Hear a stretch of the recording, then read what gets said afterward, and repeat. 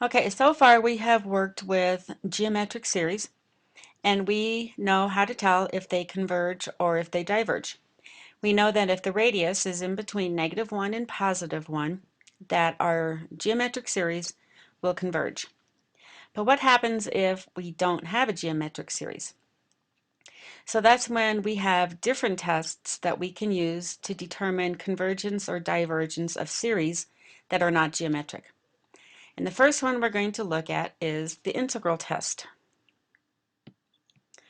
On this slide is the definition or the explanation of the integral test. And it just says let a sub n be a sequence of positive terms. And suppose that a sub n is some function where f is a continuous, positive, decreasing function of x for all x's in the domain. Then the series and the corresponding integral shown both converge or both diverge. And all that says is if you have a series like this one here, one way to test for convergence is to take this a sub n and write it as a function of x and then integrate it.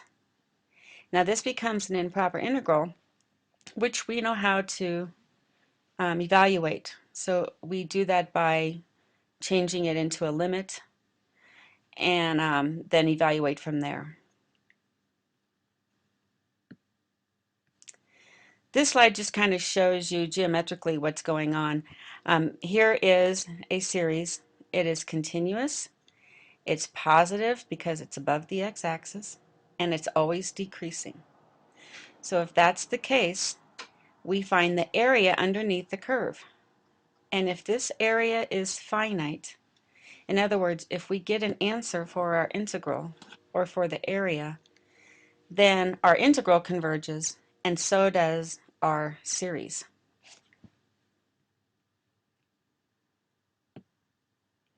All right, on this next slide, we're going to actually do an example of the integral test.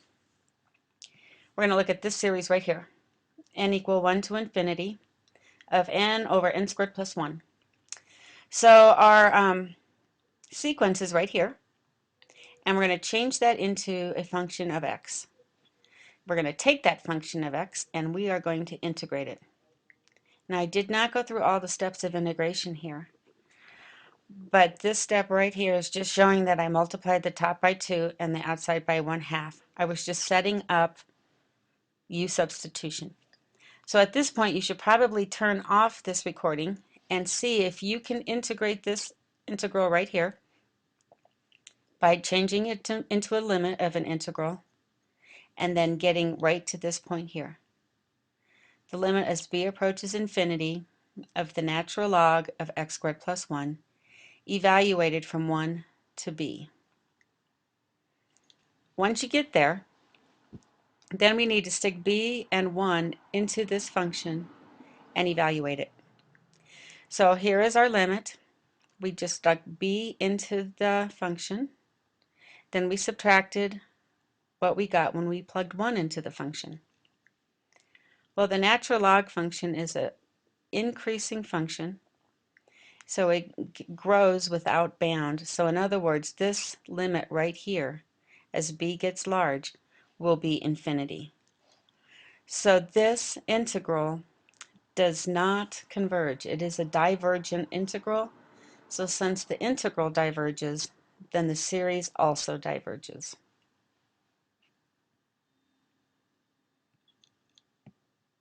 Here is another example, close to the first one. We're looking at this series right here, from 1 to infinity of 1 over n squared plus 1. Here is our sequence, and we're going to switch that into a function of x. Then we are going to integrate this function of x between 1 and infinity, just like the series was, from 1 to infinity. Hopefully you all know that this is a flashcard integral, and when you integrate this, you get arctan. So now we have a limit as b approaches infinity of this function arctangent. and we're going to evaluate it from 1 to b. If I stick b in here, I get arctan of b, and if I stick 1, I get arctan of 1. We subtract them and take a limit as b approaches infinity. Well, the arctan graph, as b gets large, heads out to pi over 2. And the arctan of 1 is pi over 4. If we subtract them, we get pi over 4. So the integral does converge. It does have a finite area. And so since the improper integral converges, our series converges. That's basically all there is to the integral test. However, we do have some special series called the harmonic series that we can prove convergence or divergence for using the integral test. This right here is called a p-series, and it's the summation of 1 over n raised to some power p. Okay, now we can do an integral test on this. As a matter of fact, I have one, and I'll see if I can throw it up here. But if this exponent here is greater than 1, it converges. And if it's less than 1 or equal to 1, it will diverge every time. So you can either use the integral test every time to determine convergence, or you can have this memorized. A p-series will converge if that exponent is greater than 1, and it will diverge if the exponent is less than or equal to 1. And this is a series that you will see a lot as we move on in this chapter. This right here is called the harmonic series. It's when the exponent is 1. And this is what the harmonic series looks like. If I were to integrate this series, it would be a divergent series.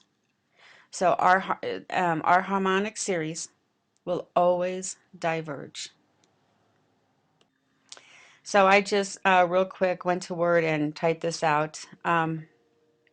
If you take this harmonic series, 1 over x, and integrate it from 1 to b as b approaches infinity, we will get the natural log of x, and then we will evaluate that at b and at 1. So here is the plug-in, natural log of b minus natural log of 1. Natural log of 1 is 0, but this natural log function continually grows, and so as b gets large, this will head off to infinity, therefore making that improper integral divergence, therefore proving the harmonic series diverges. Now here are some series, and I think we have enough information now to determine whether they converge or diverge. If you look at this one right here, that would be a p-series with an exponent that is less than 1, which means it's going to be divergent. Over here, this is our harmonic series. The p is 1 on here, and so that is our harmonic, and so it will diverge. Here we have another p-series. The exponent is 1/2, which is smaller than 1, so it also diverges. Over here, another p-series. This 100 here could be taken and written on the outside, and then we would just have 1 over n squared. But it is a p-series with our value of p being greater than 1, so that is a convergent series. Down here, another p-series. The exponent is larger than 1. Pi divided by 3 is a number bigger than 1, so this will converge. And over here, that's a geometric series. And the radius is less than 1, so it will be a convergent series.